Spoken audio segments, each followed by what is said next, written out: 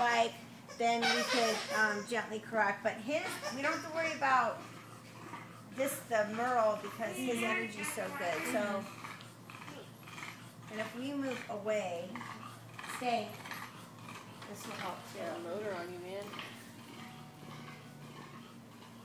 You're going for a tail because he doesn't have one.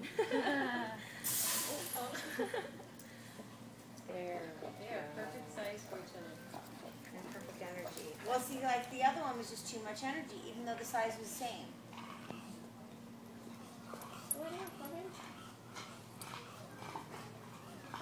Montana, down. Down. Nope. Down. Good, now stay. Probably down. He's gonna, he probably, she should get him.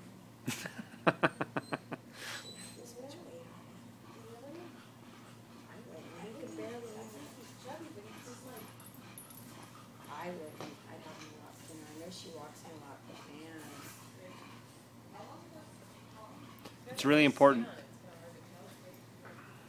40 pounds is a lot for that size. I don't know. That's just my opinion. I'm not. No, I know, but